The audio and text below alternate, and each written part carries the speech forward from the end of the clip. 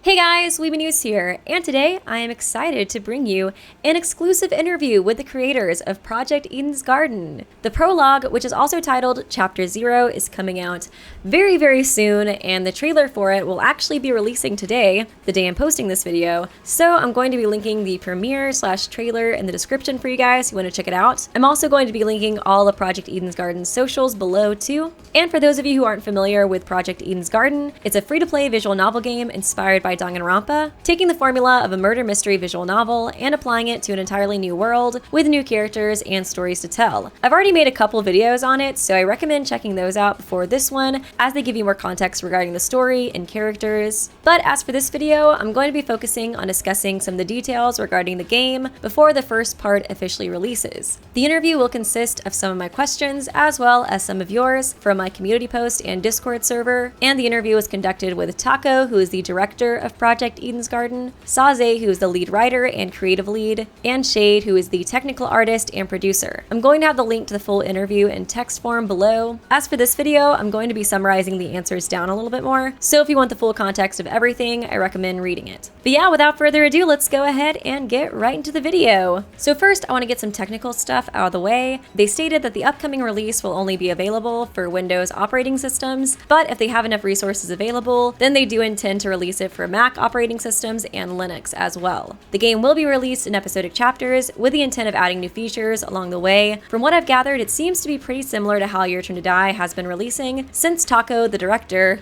expressed that they took inspiration from Your Turn to Die's creator and how he takes feedback from the fans and continually makes each chapter amazing as time goes on. As for how frequently these chapters will be released, Shade stated that based on their current dev cycle, they estimate the time for it would be around 1 year, but that it's basically depending on how the team develops from this point on forward. Overall, it shouldn't take as long to develop as the prologue though. I know you guys are branching away from the usual Danganronpa tropes with this game. Are you able to elaborate on what other ways this game will differentiate from the canon Danganronpa and other fan projects? Most of the answer is pretty similar to what's already been revealed about the project, that there's no connection to the canon Danganronpa lore whatsoever, and the only similarity is that it will contain the pre-existing mechanics used in Danganronpa, like exploration, class trials, etc. Shade did mention though that they are approaching a unique pace in story development, which some of you might think is unorthodox at first. I thought this line was super interesting, and it sort of makes me wonder what exactly they have in store for us for the prologue. When I think of like a normal Danganronpa prologue, I think character introductions and mascots show up and explain that it's a killing game, and then that's it. But the fact that they mention that there's unorthodox pacing compared to normal Danganronpa, and they're also advertising the prologue as Chapter 0, it kind of makes me think there's more to expect from the prologue than what you normally see in a Danganronpa prologue. Like maybe it'll be something more similar to the size of Your Turn to Die's first release, since they mentioned how inspired they are by Nankadai and how he releases updates for it. Taco also mentioned that for the 3D environment art style, they were inspired by Zero Escape. I also asked them if they were inspired by any one particular canon Danganronpa game while creating Project Eden's Garden, or if they took any inspiration from any Danganronpa fangans, like Danganronpa Another or Super Danganronpa Another 2. Saze mentioned that Project Eden's Garden was inspired by every mainline Danganronpa game in some way, and Taco stated that they're not actually familiar with many fangans, so none were used as inspiration in the creation of Project Eden's Garden. And they also mentioned that they want this project to take a fresh and original approach. Another thing I asked is if there would be any new minigames included in the trials that have not been featured in the canon Danganronpa games. Taco stated that in the future they plan to do that, and that their goal is to pick apart the game design of canon Danganronpa class trial minigames and improve on it if they can. As for the story, Saze, the lead writer, stated that it's planned out entirely from start to finish. Script writing wise though, they're about 30% of the way through if you include drafted work. They also mentioned that it was not difficult to decide who would die or live. The moment they figured out one particular character's role, everything else just sort of fell into place, like a domino effect. It only took them a couple of days to create the death order, and this choice was done pretty early in development, March of 2021. Since then, the order has only undergone one change. I really wonder who this particular character is, and why it seemed to lead to everybody else's fates being decided. I was thinking possibly Damien, considering he's the protagonist, but some of me thinks they could be referring to a character whose role isn't obvious, like a surprise support character or surprise protagonist. Like for example, if my theory about Cassidy being the real protagonist was actually right, it makes sense that once they decided that role for her, everything else would kind of just start falling into place. For example, like Damien dying first chapter. I do want to put a disclaimer, I'm not convinced at all that that exact scenario is going to happen. It's just kind of a fun theory I made up,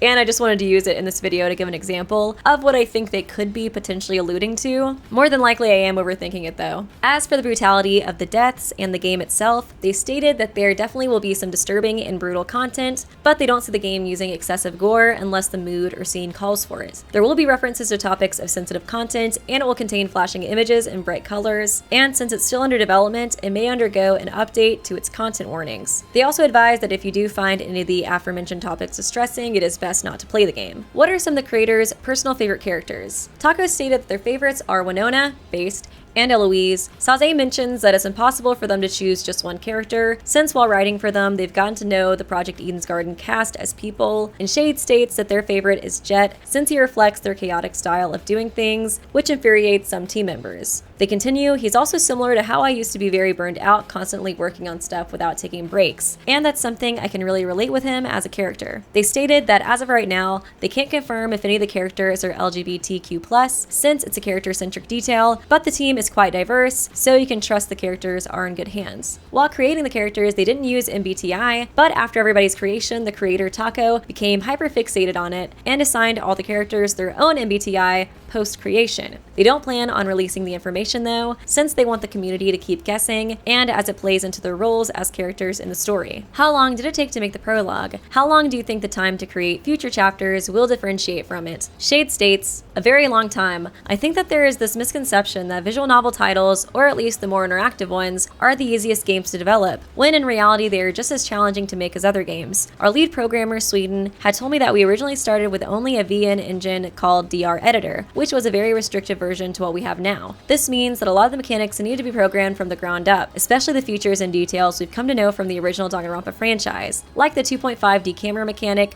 custom shaders for 2D sprites, just to name a few. And that is only speaking from a technical viewpoint. Visually speaking, a lot of character sprites, 3D rooms, UI, and HUD assets all need to be created at first as well, which don't need to be created for later chapters. The workload of all the departments has decreased, but since chapter 1 is coming next, there are other priorities that we need to tackle for now. I can definitely see that being the case. I do feel like a lot of people kind of underestimate how hard visual novels could be to create, but especially interactive visual novels like this, I could see a lot going into it, especially just like the character designs in and of themselves, like having to come up with a bunch of different sprites for each character, especially with a big cast like this one. What tips do you have for writing mysteries, plot, and characters? Saze answers, one of the writers, Rebus, had something really good to say about this. My number one tip is that writing mysteries is more about taking a bunch of tricks from already established works and making them your own. This could be a great way to jumpstart your creative process if you're having trouble. Saze says their best advice is to take inspiration from the world around you. To give an example, every now and then, their dad and them will sit down and watch those top 15 ghosts caught on camera videos that you find like all over YouTube. During one of those sit downs, they remembered that one comment really stood out to them. It spoke about how pipes expanding from heat can warp an old door frame and force the door to open. And their immediate thought was, that would be a really amazing gimmick to use in a murder mystery. Inspiration can come from the most unexpected places, so treat the world as your mood board. I asked them about the Christian symbolism included in Project Eden's Garden, and if they're able to elaborate further on how it will be incorporated into the game, and if they're planning on covering the more controversial aspects of the Bible. Saze mentions that the symbolism usually pops up in the aesthetics of the game, and less so in the actual script. They state that it's tied to the plot of the story, but they can't reveal that just yet. They also don't feel that they've touched on any controversial aspects of the Bible. Would you say that you prioritize certain aspects of the game over others? Or did you try to keep it all even? For example, prioritizing surprising mysteries over gameplay mechanics, or prioritizing character interactions over the plot? I'm mostly curious to know if you guys think one aspect is more important than others for developing a game of this genre. Saze states that since it is a visual novel, they feel that the script takes priority over things like gameplay mechanics, but it's not to say that a lot of time isn't invested in the gameplay. Character interactions are ultimately determined by plot. It's difficult to write a meaningful conversation if you don't know the greater story. I mean, think of all the missed opportunities to foreshadow future events, sprinkle your interactions with subtle details that the audience will only understand later, little things that make the experience feel whole, and that's not even getting into the way more obvious risks, like contradicting yourself in later chapters. They mentioned that a different writer, Rebus, said that when they were writing, they took inspiration from movies like Knives Out, where the pacing is really solid, and every scene furthers the plot in one way or another. This was the type of energy they wanted to channel into Project Eden's Garden. This was something I was was really glad to read. I also feel that it's really important to make sure that every interaction and every scene has a purpose in a narrative-driven story game like this, whether it be establishing a character's personality or a dynamic between different characters, or literally progressing the plot further. I think it's good when you're writing stuff to always make sure that every scene is important in some way. Taco, the creator, reiterated that since it's a narrative-driven game, the story is extremely important. But it's interesting to note that while canon Danganronpa is the same, the mechanics of the class trial also really sells the game. So while the story has to be precise to a T, so does the gameplay as well. Therefore, in terms of production, they think that both are equally important. What so far has been the most difficult part of creating this project? Taco stated that it was public deadlines, since that took up a lot of their brain power. During our journey of reaching this release window, there were so many unexpected roadblocks that came our way. The original release date was actually late November, however I pushed Weeby to announce it for December instead in the latest devlog because I predicted many possible scenarios that could hold us back, which funnily enough actually came true. In terms of visuals, coming up with the art direction was tough. I've been the art director since March of 2021.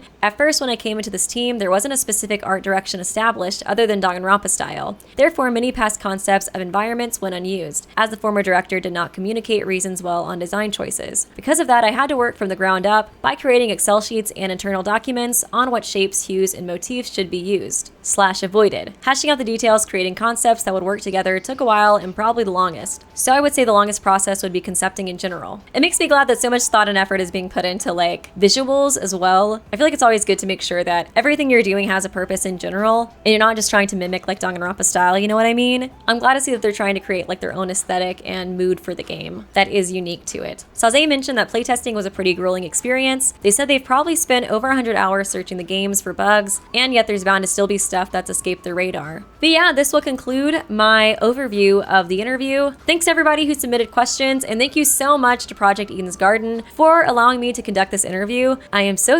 excited for this game. I cannot wait to play it. Regardless of if the prologue is 1 hour long or 10 hours long, I am still so freaking stoked to play it and to see how this game's turning out. Reading this interview too got me really excited for it. I can tell there's a lot of love and effort put into this project, and I'm really excited to see how they improve upon like already established Danganronpa aspects, as well as what kind of new stuff they can bring to the table. I'm also super duper excited to finally see these characters interact. That's one of the things I've been really looking forward to. There's so many big personalities, and I think they'll bounce off of each other really well, so very much looking forward to that. What do you guys think? How did you enjoy this interview? What specifically are you looking forward to when this project comes out? But yeah, thanks guys so much for watching. Please do leave a like and a comment and subscribe if you did enjoy this video. That kind of stuff really does help me out a lot. But yeah, once again, I hope you guys enjoyed the video, and I will see you real soon.